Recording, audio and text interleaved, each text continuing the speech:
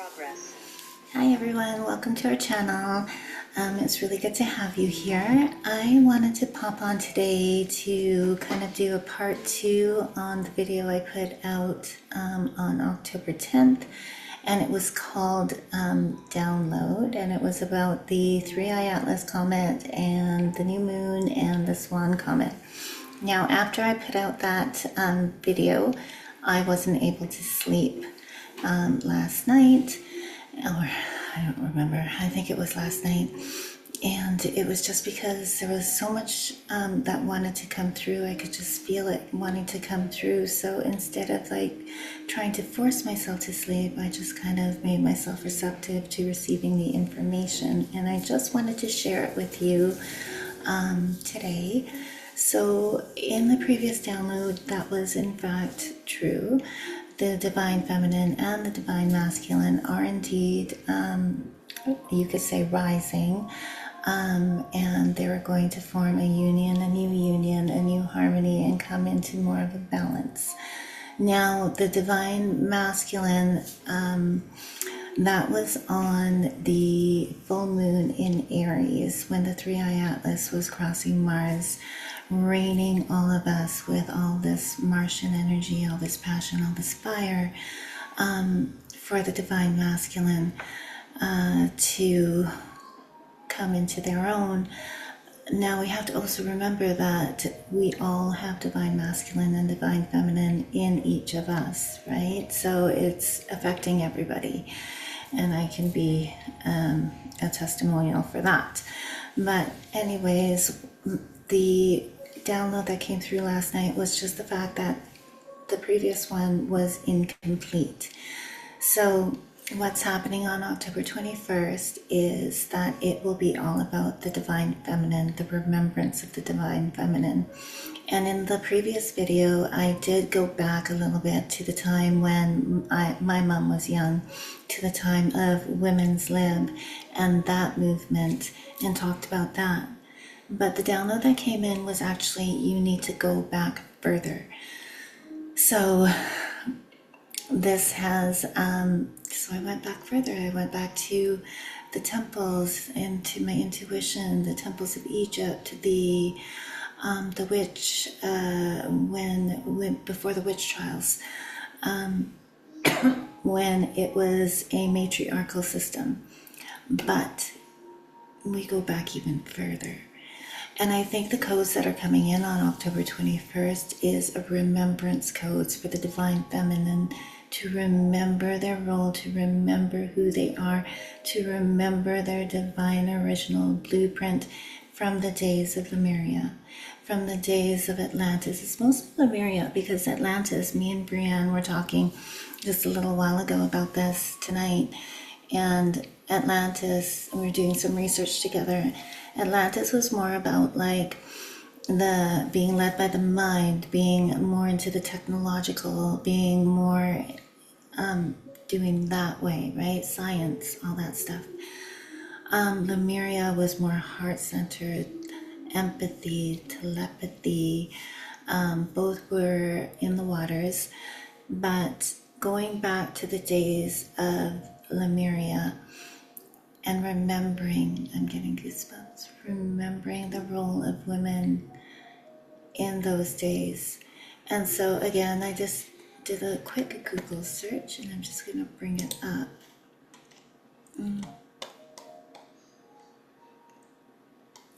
So back in Lemuria, women were the spiritual anchors and the frequency holders of Lemuria. And so it's like our role back then was one of spirituality, one of intuition, one of knowingness, one of empathy, one of leadership, but not leadership in the way of needing to overpower. It was like leadership in the way of compassion and knowing when to do and knowing when not to do, knowing when to help and knowing not when to help, being led by your intuition, being led by your heart, being led by your senses that are not sight, smell, like the sixth sense, right? So what was our role back then? Our role back then was using our body. Our body is amazing. It's an antenna. It is able to pull out like scalar energy. We just did a meditation today which totally talks about this. We used our intention, and we used our connection to spirit, our connection to source, to release the energetic domes over the city.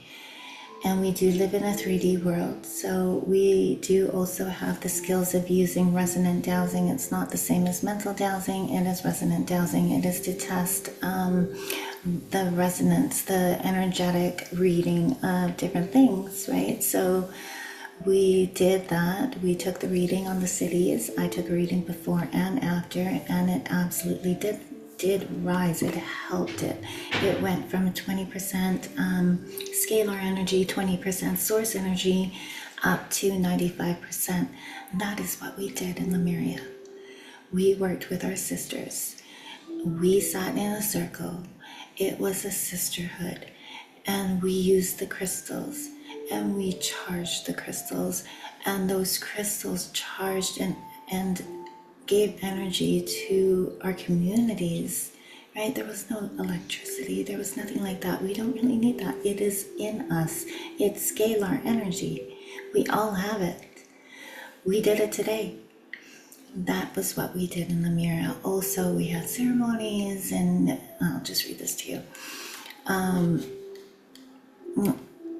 The civilization itself was built on matriarchal principles, not in dominance, that's what I was saying, but in harmony with the natural order. So in tune with Mother Earth. We're going back there.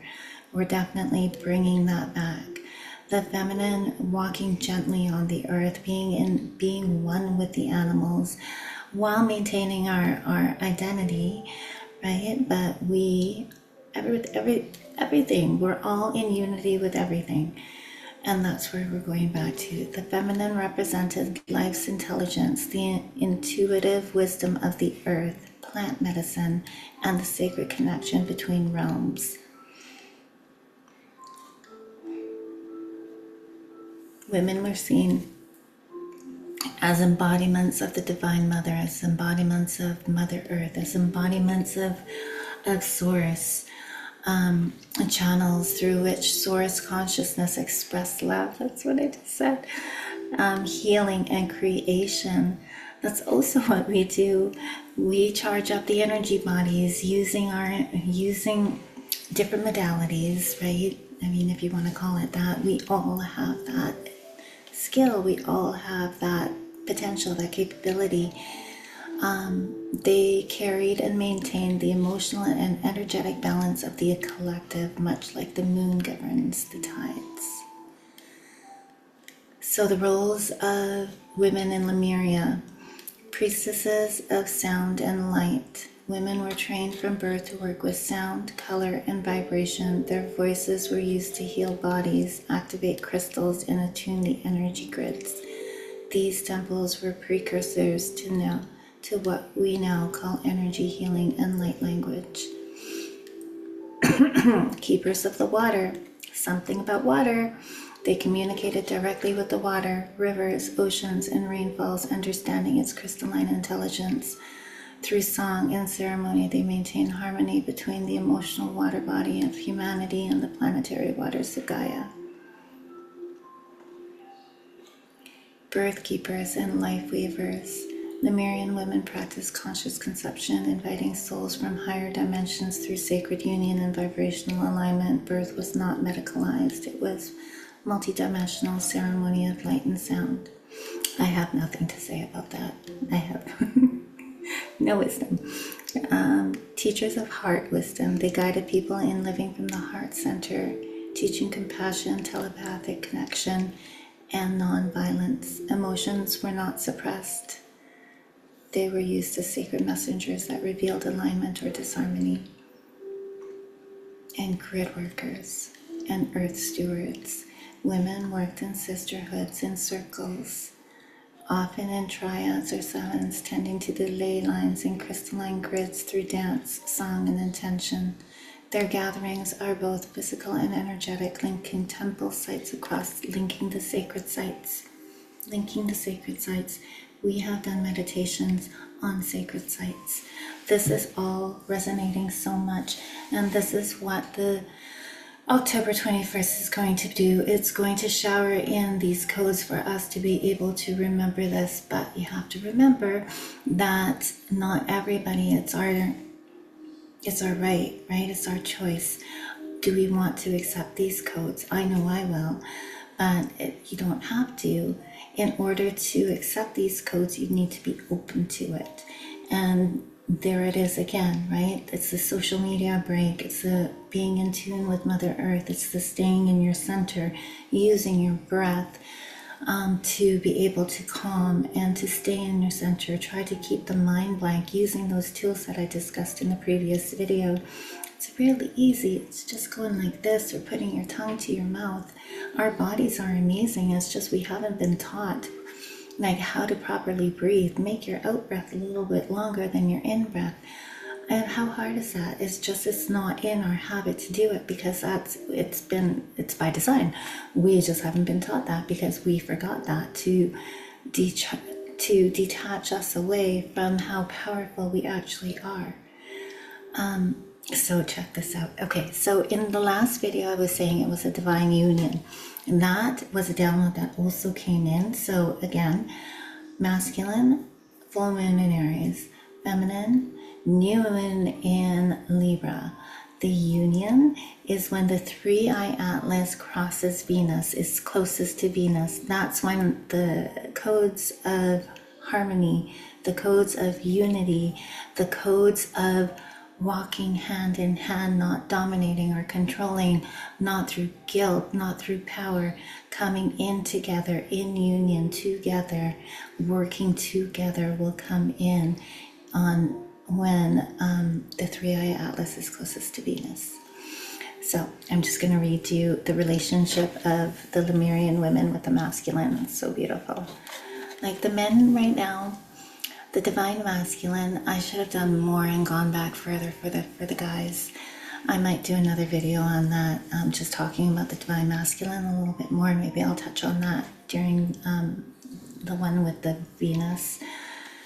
But there are mountains, right? Like when I was driving to Vancouver, I got a message from the mountains. I did post it on our video. It's called The Message from the Mountains. But in it, the message was, be like a mountain, be so stable in your presence that nothing can shake you off your presence, off your center. But that's like my man too, my husband. He is my grounding cord. He is my mountain. That's what they were for these women who flitted with, who danced with spirit, who walked between dimensions. Their men were their grounding cords, their protectors, the ones that kept them safe while they danced with spirit. So the Lemurian masculine revered the feminine, not as superior, but as a living bridge to source. There's a reason it takes two to make a baby. Can't do it all by yourself, no matter what anyone thinks in this weird times. The man's role was to protect and support the feminine flow, anchoring her visions into structure and form. He's my grounding. I'm like a kite, and he grounds me and holds me. This balance between creation, feminine, and manifestation, masculine, sustained Lemuria's golden age for millennia. It's totally possible to go back there in partnership, in union, in love, without all this conflict between who does this, I do more, you do more, we need to do exactly the same. No, we have our own roles, we have our own gifts, we have our own strengths, and that's why we're made different, so that we can complement each other. I mean, that's not rocket science. Okay, so the fall and the fading of the feminine. As the Lemurian vibration began to descend, influenced by the external cosmic shifts and internal imbalance, the feminine's intuitive leadership was gradually overshadowed by rational and control-based systems. This marked the beginning of the patriarchal. Wow, it went all the way back there. And the eventual submersion of Lemuria. That is so interesting because that's exactly what happened later on when the patriarchal system kind of told all the women that we were all witches and burnt us at the stake. And I know a lot of us were those witches burnt at the stake, and now we're back. And so these codes that are coming in on October 21st and the rise of the masculine remembering their divine blueprint will also help us feel more secure in our remembrance. It's all just so synchronistic, and it's all so needed. It is amazing. So sorry, I just had to go get my cards. So I stopped the video. But I'm going to ask the cards, what can you tell me about my download that I received about the October 21st new moon in Libra and the alignment between that, the 3-eye atlas, and Swan.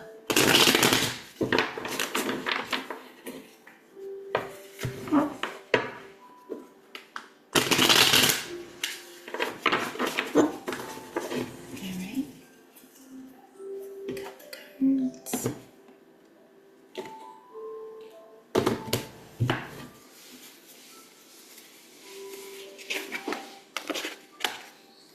The High Priestess, the 10 of Cups, the Ace of Wands, the King of Pentacles, and the 4 of Cups. I'm going to get 2 clarifiers. Can you give me 2 clarifiers, please?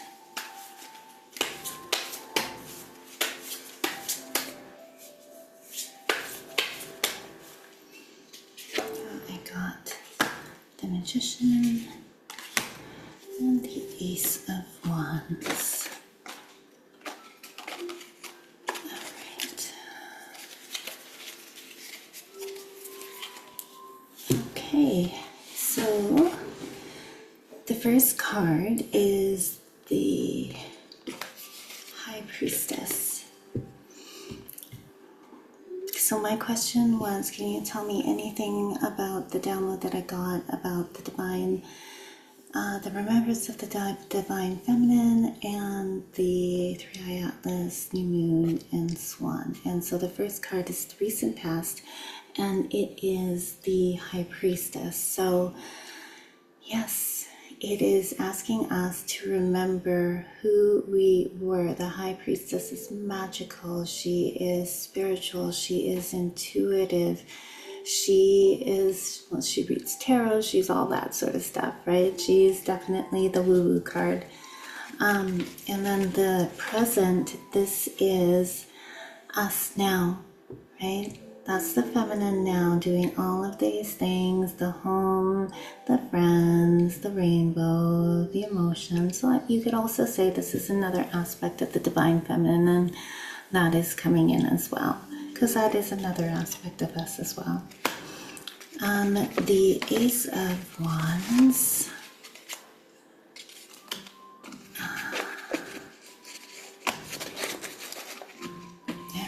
The Ace of Wands, this is the Wands is fire, so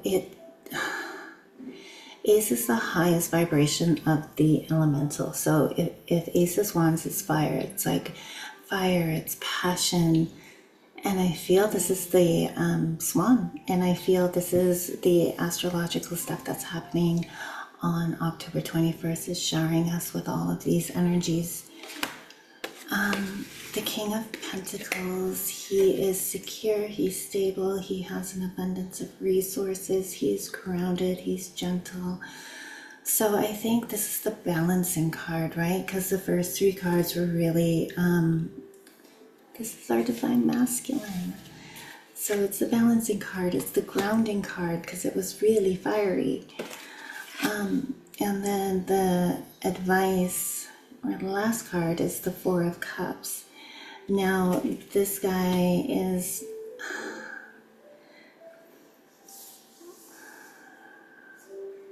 I feel like this card is saying that not everybody is going to want the codes that are coming in. Not everybody's going to want the acceptance of a new role. They're going to maybe see this like returning back to our original divine blueprint as sacrificing, as like going backwards, as maybe giving up, being subservient maybe. So not everybody will want the codes and want to remember our divine original feminine blueprint. They're going to want to stay where they are, and that's their choice. That's totally fine. The timelines are splitting. I can feel it. We can see it all around the world. So that is actually what's happening, right? Like some people are so wanting to stay in this kind of like vibrational world that, and then there's other people that are really just wanting to be in a higher vibrational world, and they're not seeing the same things. They're not getting, it's like we see the same things, but we come up with different things. You know, we see the same, like we see the same event, but we see it so differently. It's like night and day. That is evidence to me of a timeline split. I did pull two clarifiers. I pulled the Magician. So the Magician is like, there's two aspects of the Magician. So if this guy doesn't want to accept the codes coming in of our divine original feminine blueprint, it's because they are manipulated, and it's illusion, right? It's falseness. It's like, look over here while I do this over here. That's the Magician. The Magician is also able to manipulate and to make everything like happen. It's like the power of manifestation. It's like, they're very powerful. It's like a creation card. It's magic, right? And then the next clarifier is the Ten of Wands. So I kind of stopped blank. So it's magic to make what we want happen. So the people that do want to take the codes are going to manifest what they want, manifest the new earth, go into a higher vibrational earth. The people that don't take the codes are doing so because they're under illusion, under manipulation. The next clarifier was the Ten of Wands. Do you see him? He's like carrying so much on his back, and he looks like broken. So the people that don't take the codes are going to feel broken. They have a lot to go through. And the people that are going to take the codes, 10 is completion, right? 10 is saying that we're almost done. Don't give up. Hang tight. We're almost there. So that is my read, and that is what the cards wanted to tell me about the new moon in Libra, is that the High Priestess is asking us to listen to our intuition like we did before. The Ten of Cups is also honoring that divine feminine archetypes with the mom and the emotional, and that's another aspect of us. The Ace of Wands is bringing in all this passion from all the comments, helping us to do this remembrance work. The King of Cups is like symbology of our divine masculine trying to ground us and keep us safe while we do this. And it's our choice whether or not we want to take the codes. It is our right to choose. But I would say make that choice. I don't know. It is our right to choose. I just, for the life of me, I don't even know why anybody would choose to want to stay in a world full of war and full of hate and full of division. I guess it's fear, right? The fear of the known, how do you say that? The fear of the unknown versus the suffering in the known. I guess the suffering in the known kind of wins out for some people. I'm really grateful for the fire that's inside me. I've always been really fiery and really adventurous, so I'm really grateful that I have that kind of makeup, because I would not want to stay in a world of such low vibration. But anyways, it's pretty exciting, right? Like the October 21st, that's when the Divine Feminine will remember who we were in Lemuria, who we were in sisterhood, working with our sisters, working with our magical sisters together, working with the Divine Masculine, letting them ground us, letting them be for us, letting them protect us, while helping them and ensuring that they're okay spiritually, mentally, physically. I love that. I hope you enjoyed this video. I'm super tired. I haven't slept for 2 days. I think I'm going to try to go to sleep, but I hope you enjoyed this video. I really, truly do. And if you like this, if you liked what you saw, click the like button and subscribe to this channel. It really helps us grow. And it really is to get these meditations out there to help Mother Earth, to help the collective, to help ourselves, because service is like, it feels so good to be of service. Yeah, and I'll see you next time.